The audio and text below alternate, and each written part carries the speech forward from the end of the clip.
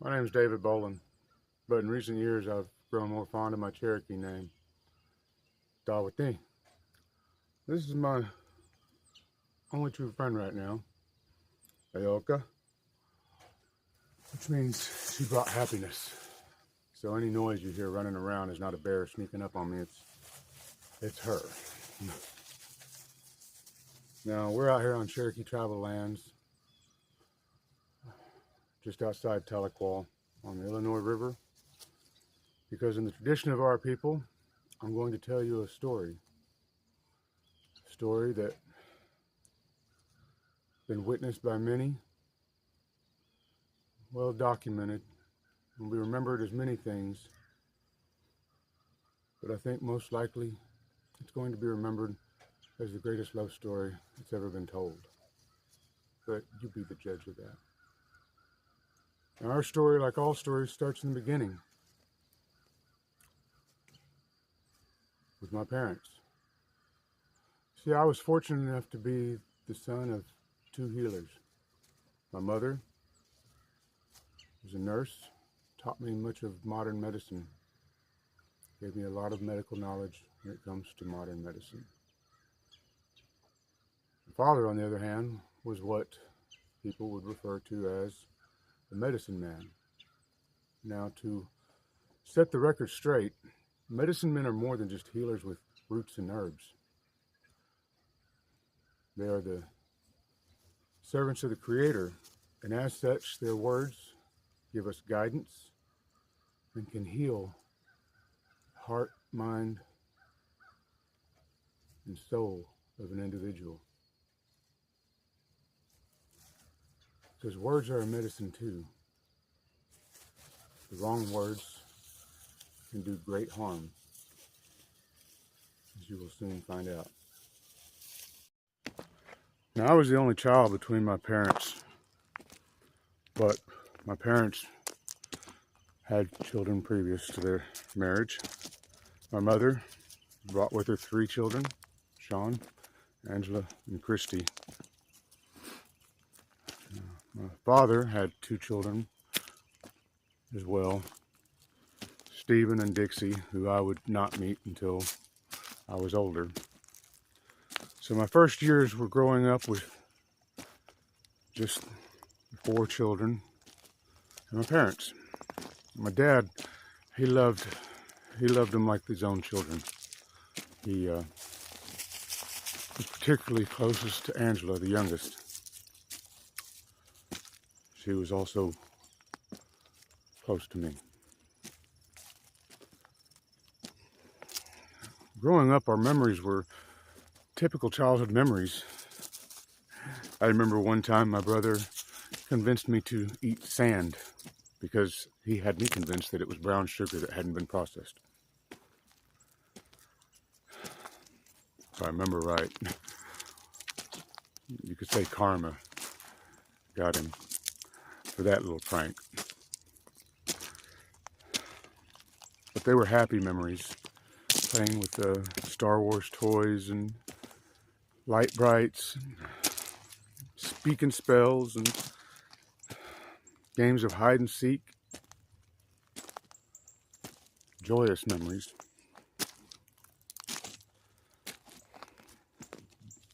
But it wouldn't be long before tragedy would strike that would devastate my family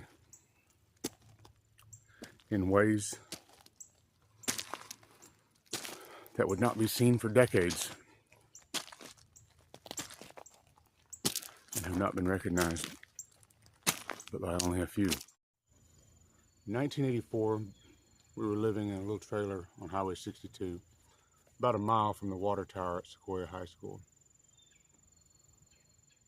But it was October 3rd of that year that, because we were poor, Sean, Angela, and Christy were picking up cans along the side of the highway for extra Christmas money.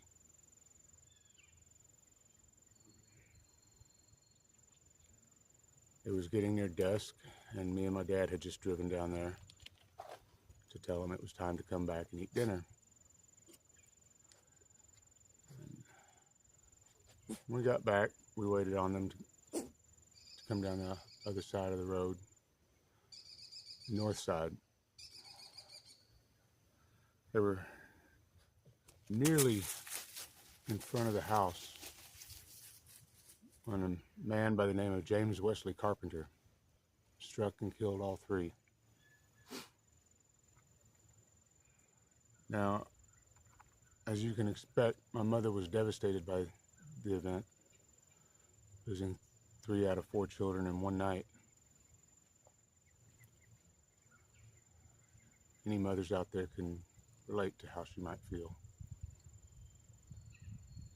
I was 4 at the time, and so the memories of the event were suppressed until I was old enough to properly deal with it. My dad, being the strong one of the family, well, he seemed to bear it well. But looks can be deceiving. He didn't bear it as well as people had thought. Now, in the years immediately following the accident, life, for me anyways, seemed to return to normal. My dad began teaching me in the ways of our people, the old ways of truth, showing love, compassion, empathy to others, to not judge others. Made us know the truth. I finally met my brother at his graduation, but he and I never became real close. And eventually I met my sister, Dixie, who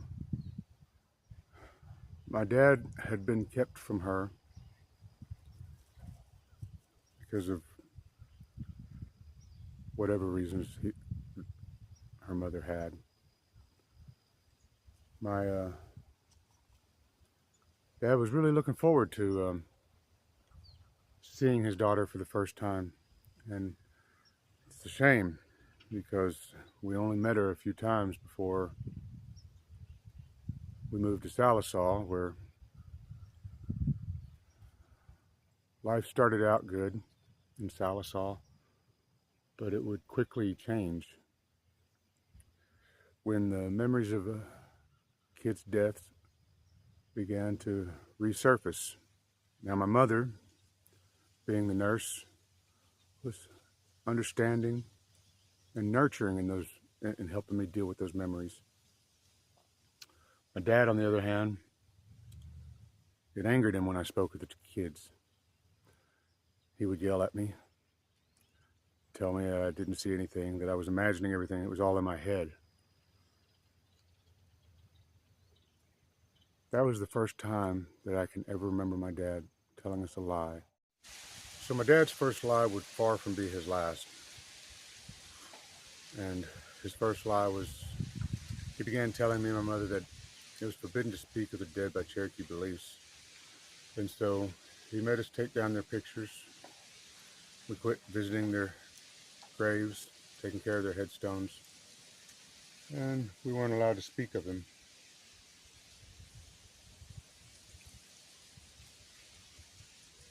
But what would ultimately change my dad would be when a book surfaced in his possession, a leather-bound book written completely in Cherokee. At the time, I was always told that the book belonged to my great-grandfather, William Boland, medicine man of Marble City, who's well respected in his time, a man of great wisdom, and a man my dad highly admired. Now, we were told the book was left to help him with a prophecy that we were always told was about him. It was a family prophecy, spoke of the last 3 generations of our family to carry the medicine. And those would be the generation to go home, the lost generation, and the last generation. The last generation would bring about a change to return to the old ways.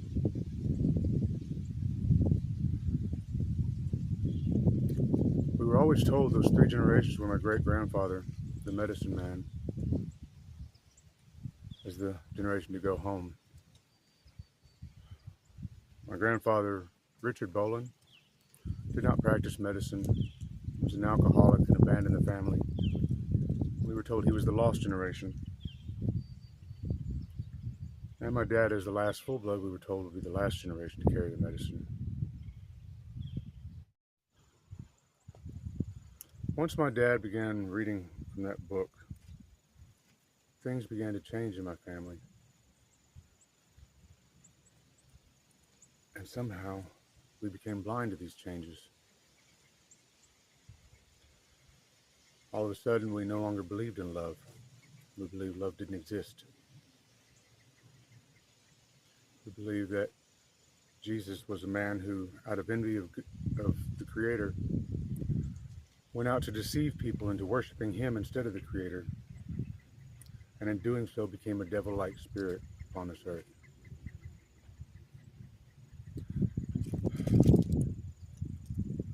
My family quit celebrating Christmas. Our get-togethers were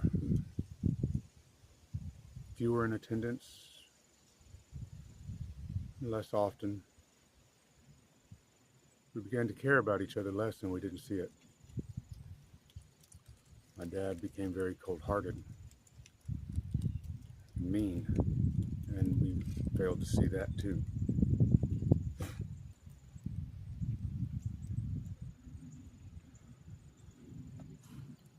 And because that book was supposed to help him with the prophecy, and he began telling us that the Creator was soon going to cleanse the earth with wind, fire, and rain, and all but a small valley north of Marble City would be destroyed. Now in this valley, we were told natives would begin showing up to live off the land again, to return to the old ways.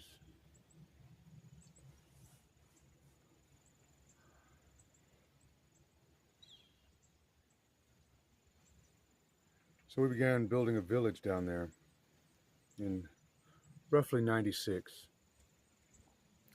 And for the first year or two, everybody pitched in and worked.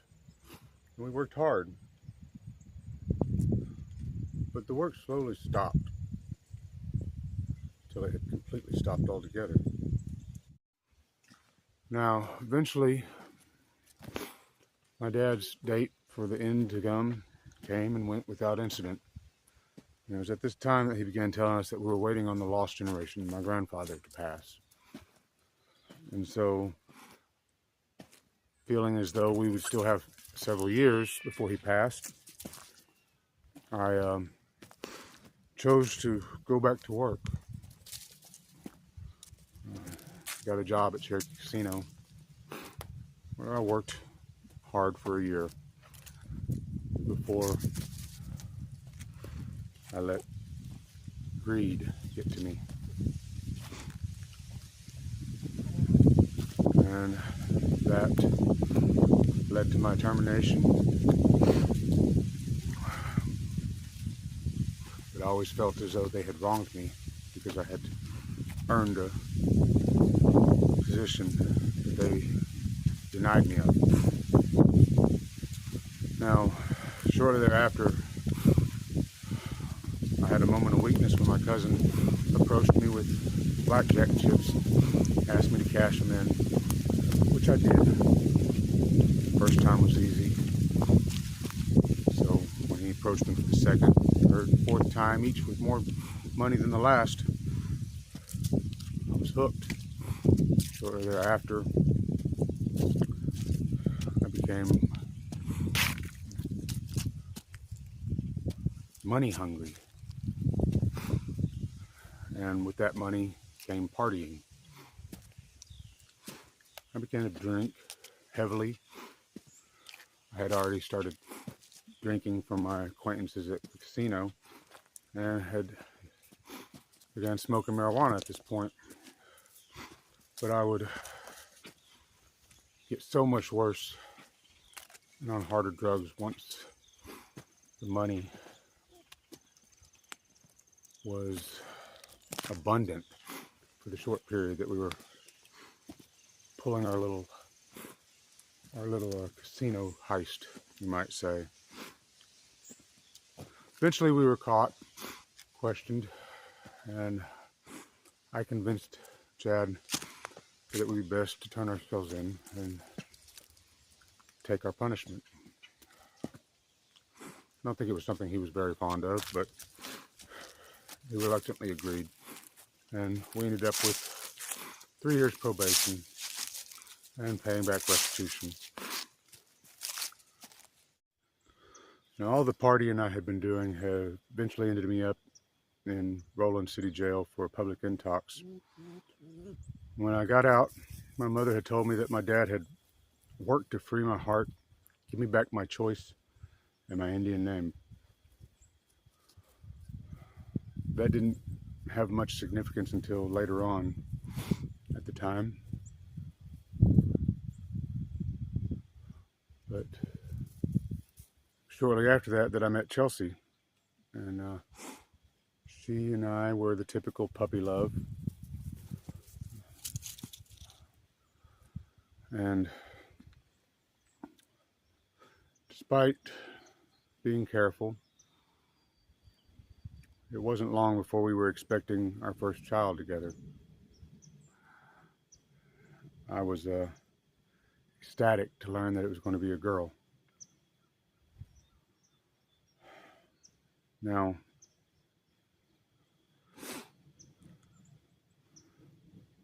mine and Chelsea's relationship was strained for many reasons. The biggest that I saw was me working 2 jobs. During the daytime, I was a server at Goodson's Bar and Cafe or Grill in Fort Smith at Central Mall.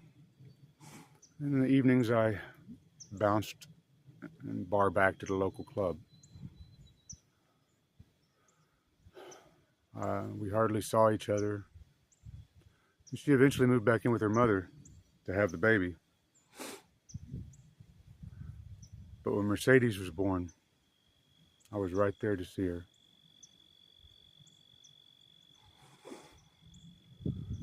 And I went home with her and Chelsea, staying their mothers. But that wouldn't last long. Shortly afterwards, during one night,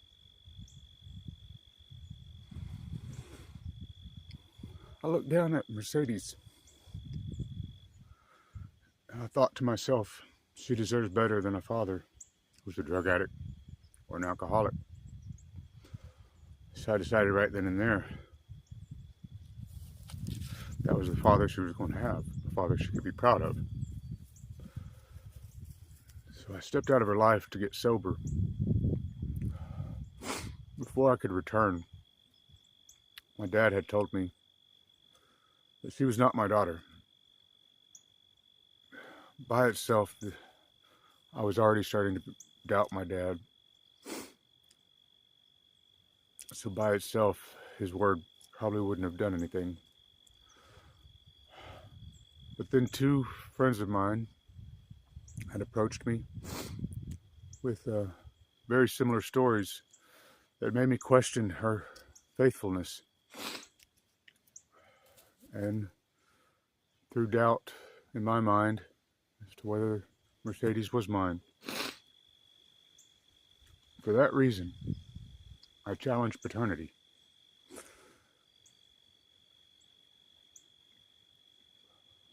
Which I don't know, but I've always suspected that Chelsea was angry about that embarrassment, and as a punishment kept my daughter from me. Because for several years after that, I tried to see her. I would send emails through my old Yahoo account. I kept those emails for almost 18 years before finally losing them. They would have proven that I did want to try to be with her and see her regularly. Until one day, I just lost my temper with Chelsea and threatened her with court. From that moment on, I could never raise enough money to fight for her, and by the time I eventually did, abandonment was too easy a defense to beat me. It wasn't too long after me and Chelsea that I met Crystal, and by this time my dad had been living in the valley full-time for several years now. With Crystal, she would become my first wife and mother of my 3 youngest children, Brendan, Haley, and Sabrina. Now, me and Crystal, we stayed together for 7 years. During that time, I had realized we didn't really love each other. We cared about each other, but only in the sense that she was my kid's mother. And for that reason, we tried to make it work. But after Haley was born, we ended up getting married. My cousin actually pointed out in my vows that I said, I figured since we've been together so long, I might as well. And he knew we weren't going to stay together much longer. But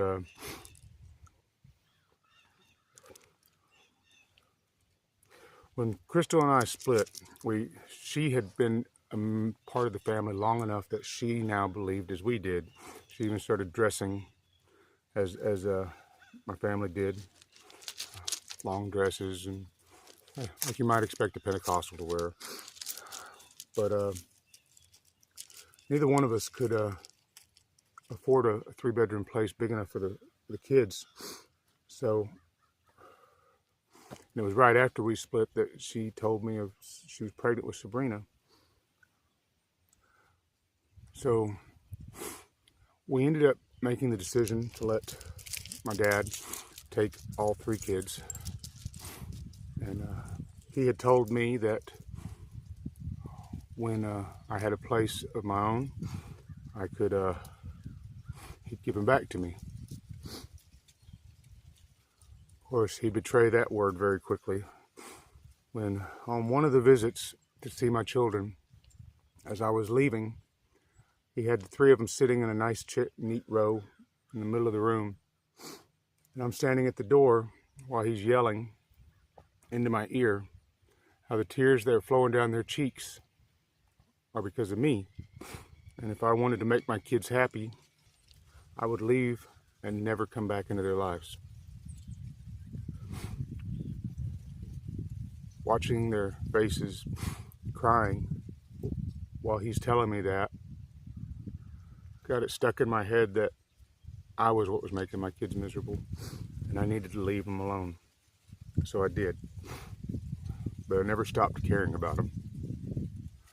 I would often ask my mother for pictures to see how they were doing, and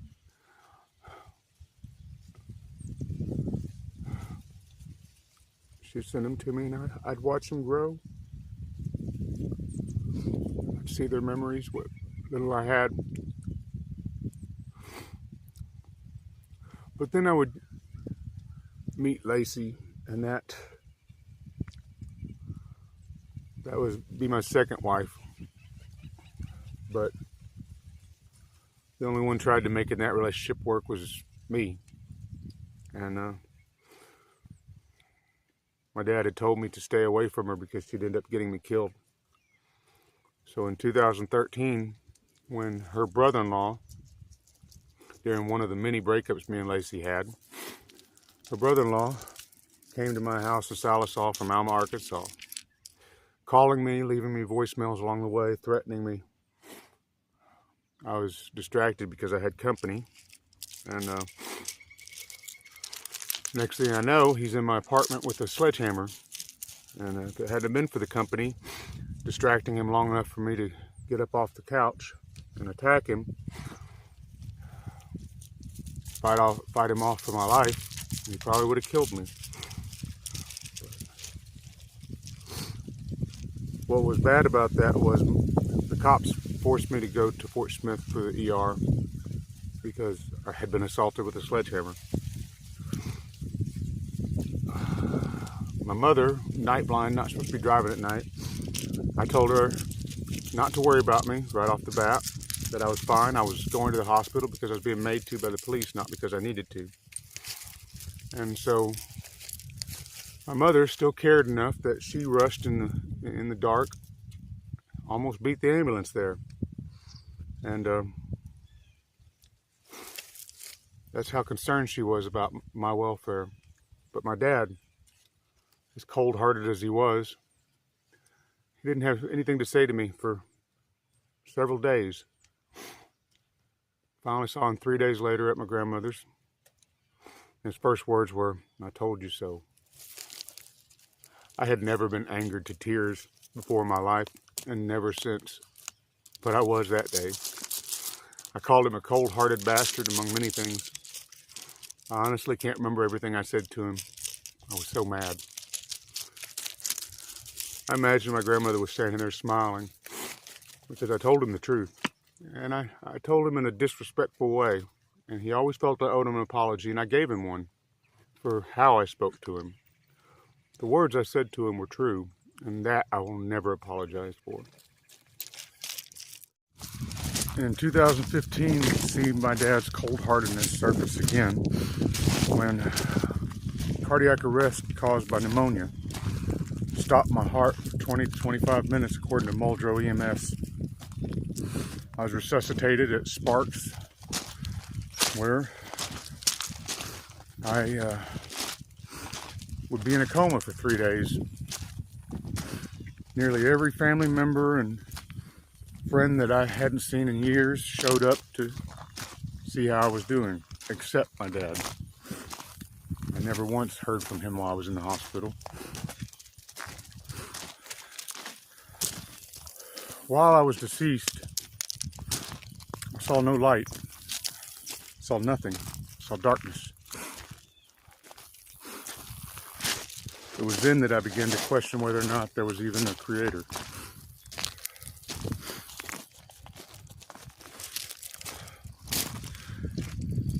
Now, testing up in Tulsa a few months later showed that cardiac arrest, and despite being without a pulse for so long, I received no permanent trauma. My brain had miraculously completely recovered. Lacey and I would only stay together for a couple more years. In 2017, I finally had enough of her pill addictions, and she had pretty much left me homeless. It was then that I met Christina, who would become my third wife. And to be fair to Christina, she did try, but she had a habit of every time we got to an argument, leaving me homeless.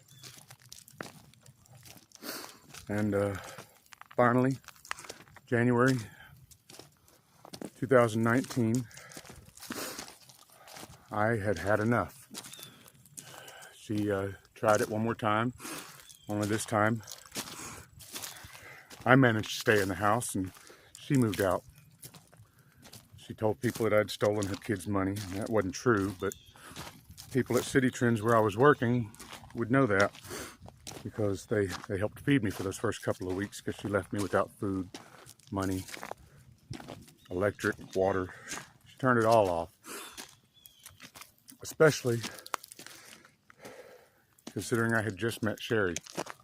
You see, the first 3 days after me and Christina broke up, I sulked like I always did with relationships, laid in depression. But the third morning, I woke up and I felt optimistic and inspired. There was a woman at work who I had had my eye on, but had not spoken to because I was being faithful to Christina. But I decided I was going to speak to her this day. And for the first time in my life, I was intimidated by a woman, her beauty. You can see the first time I saw her was actually in September when she first came to Citi Trends. She was sitting outside the break room when I came out. She had a denim baseball cap on with USA studded in the top. She like I said, I'd always kept my eye on her, but didn't talk to her. And on this first day, it finally took a mutual friend, Shauna, to introduce us, and from that point on, traded numbers. And she got off an hour earlier than I did, so the last hour was me hiding in the bathroom, texting her and making plans for our first date, which was right after work. I rushed straight up to her parents' house in Liberty, where she came out. She's wearing black boots, came just below the knee, torn jeans, and a pinkish purple sweater with a heart on it that she would later wear during our marriage. She looked like an angel. I thought I had no chance with a woman so beautiful. But our first date was simple. We just drove around, drank a few beers, smoked some cigarettes, and talked. We stopped by Blue Ribbon Cafe. She felt sorry for how Christina had left me, and she bought me dinner. She ate catfish while I had a Western omelet. First date ended simply enough. I dropped her off at her parents. She gave me a kiss on the cheek. Second date, I took her out to Wilson Rock the very next day, and made her a fire while I sang songs to her on my guitar. And later we went to my house, and that was the first night we made love, and we were inseparable from that moment on. We were always giving each other gifts. I was writing her poetry. I remember one time I learned 1,000 Years from Twilight, played it with her in my arms while she held the camera, and we put it on Facebook. But that was the deal. We loved each other. For the first time in my life, I had found love. Finding that love showed me that my dad had lied. Love did exist. And I began wondering what else was lied about, and I started looking. It wasn't too long after we'd gotten together that I knew I wanted to be with her for the rest of my life. And I knew I wanted to marry her. But I was afraid, having gone through 3 failed marriages, of trying again. So I having questioned whether or not there was a creator, put a challenge to him, you might say.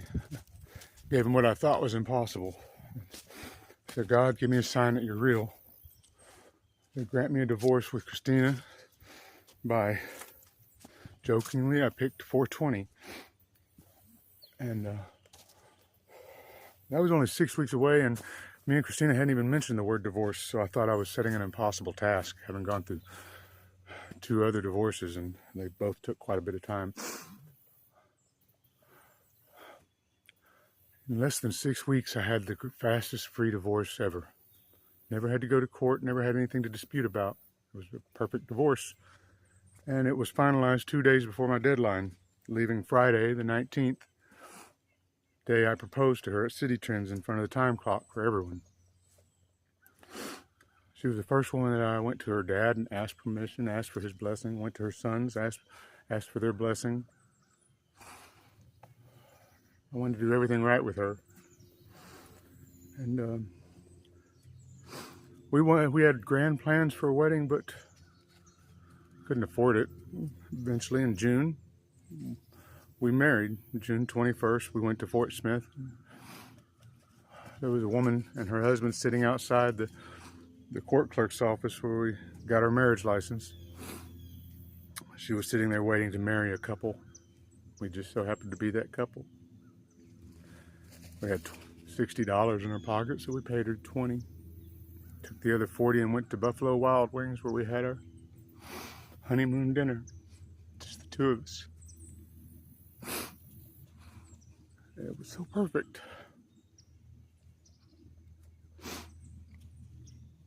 But shortly after COVID hit, we had the perfect marriage. She used to tell me I spoke truth when she thought I should lie. She'd defend me when her son would get mad at me because I'd try to teach him right from wrong. I tried to teach him not to lie.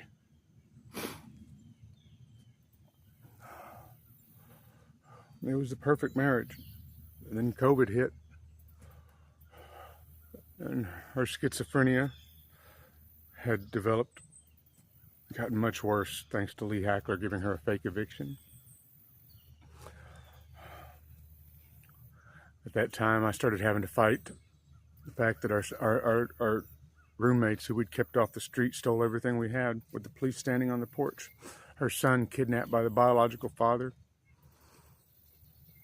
And then I was having to deal with creating a business because I couldn't find a job anywhere as a felon with just a GED, regardless how old my felony was. So I started putting together Outlaw Audio Innovations, and that quickly changed to Outlaw Custom Innovations LLC. And because I had developed enough assets and contracts and commercial accounts that they felt I needed to protect it with an LLC, and I did.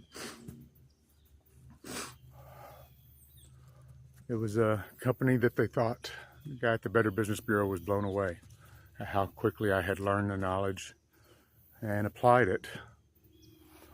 And that was the deal. Yeah, I used methamphetamines, but it wasn't for partying. I was using them because I was taking care of a schizophrenic wife. I was rebuilding our life. I was dealing with all the effects of COVID. I was having to create a company. And then I started having to start taking care of my grandmother, who was dying. And when we lost that slumlord, we were up there in her house in her final months. My wife was compassionate enough to be there and take care of my grandmother. It was then that I was standing outside one day right before Grandma passed, June 6th. I was standing outside petting Shakona, and I had a realization, the prophecy of my family, the lost generation. It was the Creator's will for one of our generations to become lost. And then it dawned on me that if the Christian devil or any other devil had existed, then we could be lost to that devil. But he didn't exist. So a new devil had to be created for us to believe in. And that was the purpose of Jesus. You see, he didn't know what he was dying for on the cross, and the proof is right there in the Bible. He said, "God, why have you forsaken me?" The only man that would say those words, because I've said them myself, would be a man who's felt hurt and betrayed by God.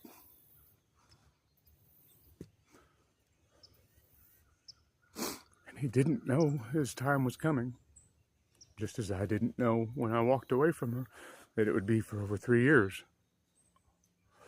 But when I had that realization that neither devil existed, I found our Father right here inside my heart.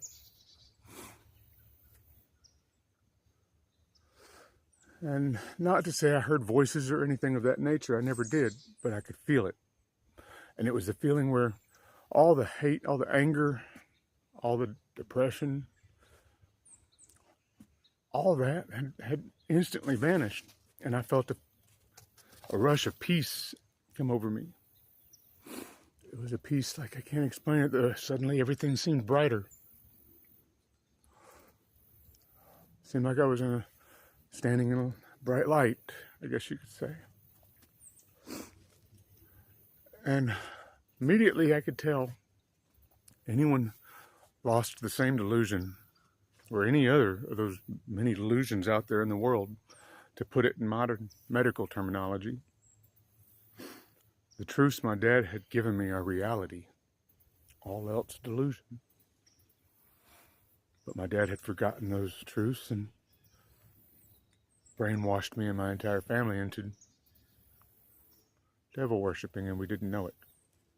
Because love doesn't exist as a teaching of devil worshipping and Satanism. And the way I knew he had brainwashed me was what my mother had said. He worked to give me back my heart, my Indian name, and my choice. So I didn't have a choice, so that's brainwashing. But it all started to make sense, and I realized my wife's love saved my soul, because she showed me through the first lie. But she didn't have that same eternity that I now had. And for that reason, I couldn't let anyone stop me from giving it to her, not even her. And so our father wanted me to do some work, and I got thrown in jail because of the arrogance of my own attorney. I sat there for 2.5 years. I was forced through treatment that wouldn't have been necessary if I just had an attorney who was open-minded enough to listen to his client and cared enough to listen to his client, but that wasn't Jeff Jones. And so I have filed a lawsuit against him as of yesterday. I don't know what else to say than I've gotten out. I've done the work our Father has given me. The work He's given me is to free the Cherokee people and build a government where the people can live by His laws. And the proof of it is in the federal courthouse right now. Case number 24CV00190JFHGLJ. The brief, the argument, you can find it all on change.org/Cherokee_freedom. All the documents I've been posting. You see, 2 months before the state filed their motion to dismiss, I posted on Facebook that the governor and the state are going to learn one of the first lessons of being a native. As my dad loved to say, if you don't know, keep your damn mouth shut. I said that because that was the day that the Creator gave me the Teton precedent, which confirmed my standing. Since I had just leaked my arguments to the state through a procedural error, I knew that they were going to be attacking its one weak spot, my legal standing. And so when they did file their motion to dismiss on September 5th, that false statement that I predicted was in there. See, there was a second part to that prophecy.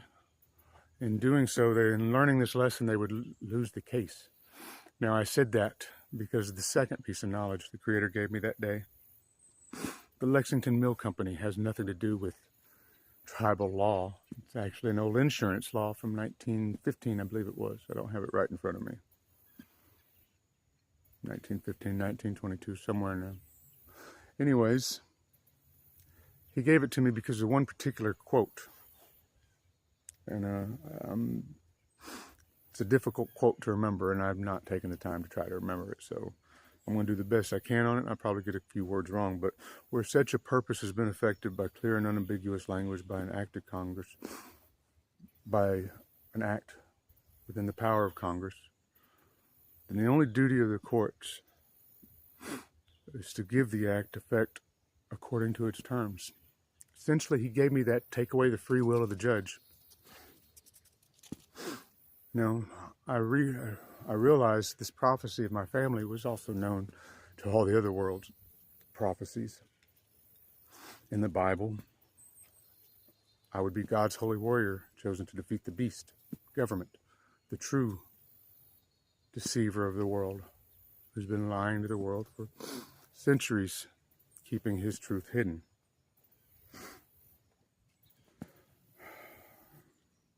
He's had me write so many things to give to the world, but none more moving than his truth. The truth he gave to the first generation of humans to have a mind, which according to science would be about 50,000 years ago.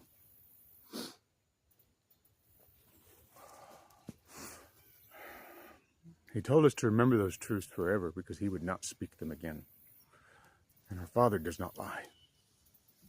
And so those truths have been orally handed down from generation to generation, from that generation to now.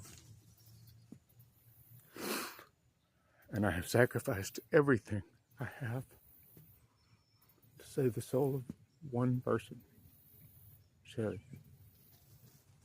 Because as I said, her love saved my soul. And there was nothing, not even her, was going to stand in my way from saving hers. But now, she doesn't know the truth because she's surrounded by liars. People who think that they're telling her the truth. But it's only because they saw what first appeared to be abuse and assumed it to be so. But if they had dug just a little deeper for the truth, they would have learned it was never abuse. And if I made one mistake throughout our marriage, it was that I had let her lie to me, and I convinced myself she was telling the truth when she said she was okay with doing some of the more adult things we were doing. But those were born more out of the desperation to provide her with a home and the money to make sure she never suffered again, because I long felt that she would outlive me by many years. And they were also a side effect of the substances I was using to do the many things I was having to do to take care of her and the ones around me. It has a medicinal effect in that value, but it's dangerous to the soul. It makes a person immoral. Made me immoral. For that reason, I do not like taking it. But there have been times where it was necessary. And see, this world's been living in delusions, and I was living in it with them for 27 years. My family and everyone I love still is living in those delusions. And if they do not find the truth and do not accept the truth and let go of those delusions, they do not have the eternity. They'll see the darkness that I saw in 2015. And that goes for everyone.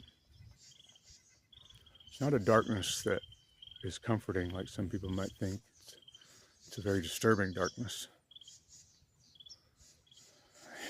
And a feeling of loneliness far worse than what I've dealt with on this planet.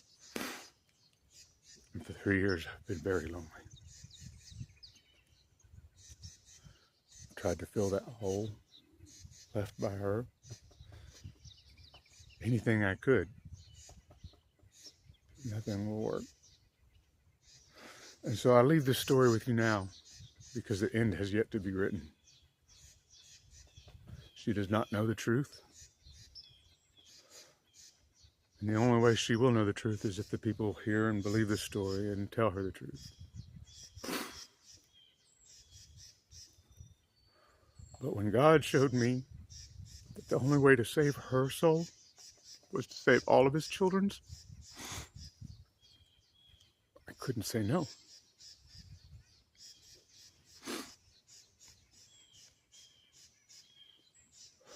Our people used to never say the word goodbye. And when I say our people, I mean humanity, not Cherokee. We didn't have a word for goodbye because we knew the truth. Goodbye wasn't created until man was deceived by greedy kings who just wanted to keep the power they had stolen from our Father. I do not ask you to believe the story.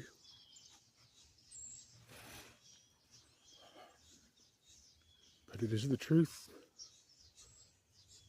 And it is well documented and witnessed throughout my life. So the witnesses are there to know that it's true.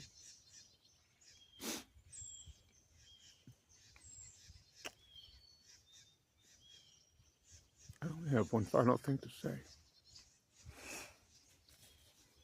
Sherry, I told you I would do anything for you. And I love you more than anything.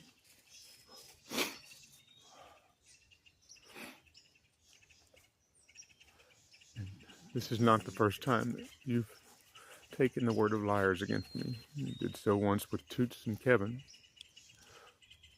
who was trying to manipulate you into raping you because you had already told them no to what they were planning.